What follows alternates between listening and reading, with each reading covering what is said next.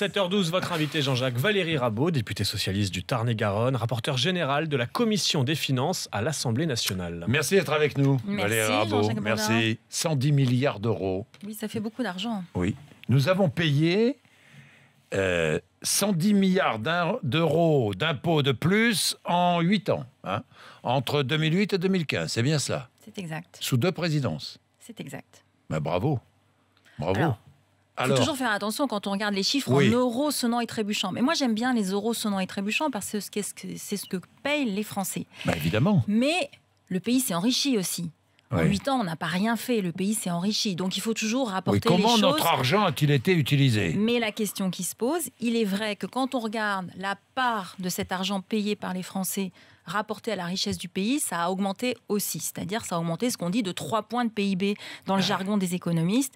Ça veut dire qu'il y a eu plus de richesses produites en France qui a été finalement payée par les Français. Payé par les Français. Pour quel résultat? On peut se poser la question. Payée quand par même. les ménages français. Payés par les ménages français. Pour quel résultat? En revanche, les entreprises ont vu leurs impôts augmenter beaucoup moins.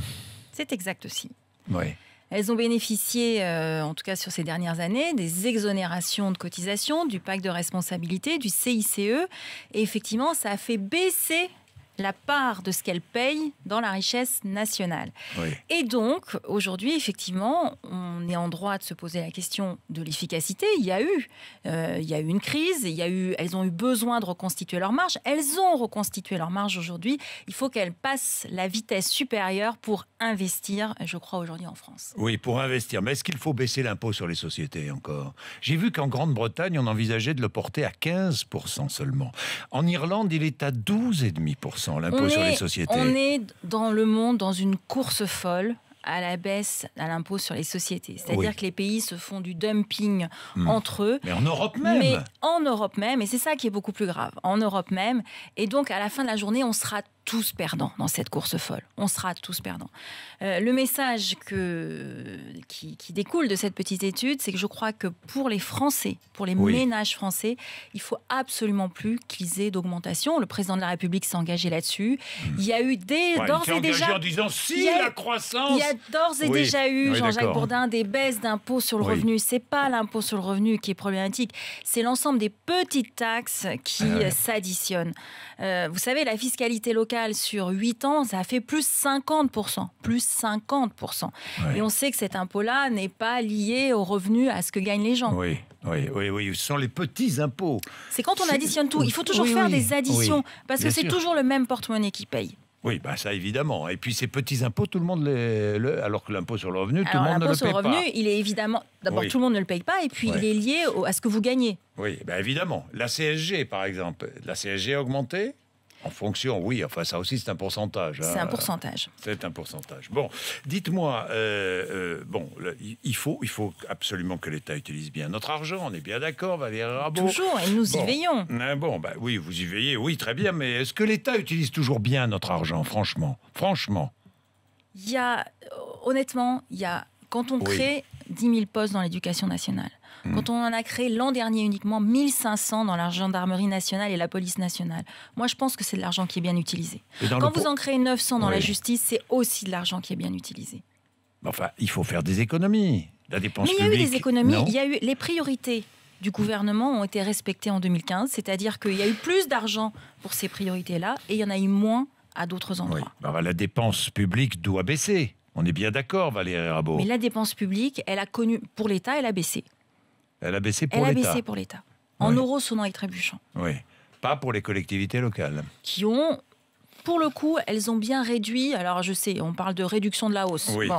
C'est toujours un peu jargonesque. Mais n'empêche que ça a moins progressé que d'habitude. Il n'empêche que la dette progresse toujours, même si elle progresse moins, Valérie Rabault. C'est exact. Mais elle progresse quand toujours. on a un déficit, qu'est-ce que ça veut dire un déficit?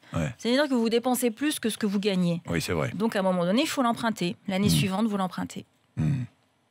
Bien, Valérie Rabault, je voulais vous parler des travailleurs détachés. Oui. Alors, parlez-moi des travailleurs détachés.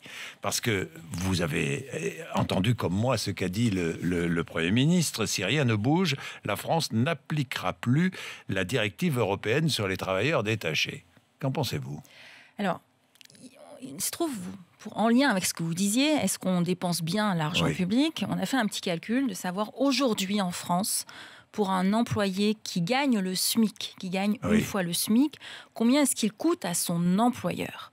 L'employeur paye, avec le CICE, le pacte de responsabilité, 10% de cotisations patronales rapportées au salaire brut.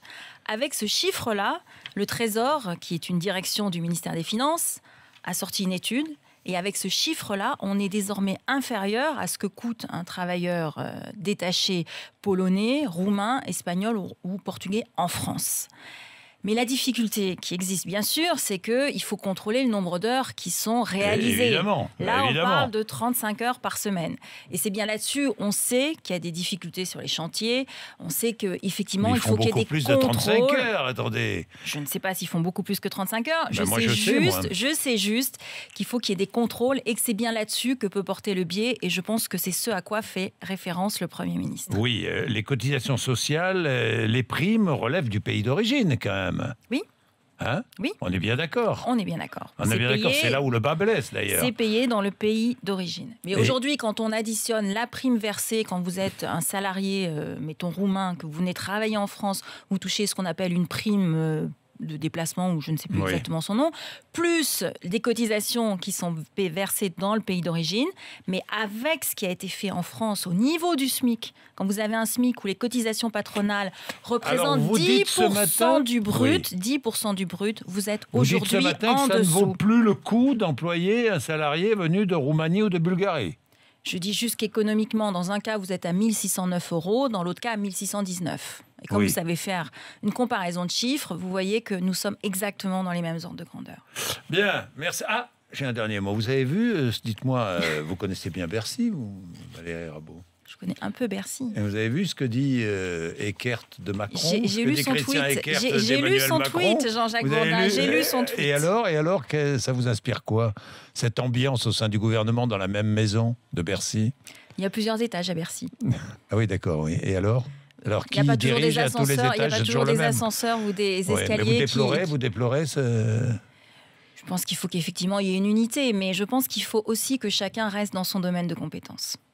Ah donc, vous dites à Macron de ne pas trop en faire, si j'ai bien compris. Je dis qu'il faut qu'il reste dans son domaine de compétences. Bon, d'accord. Bon, merci Valérie Rabault d'être venue nous voir. Il est 7h20, vous êtes sur RMC ce matin.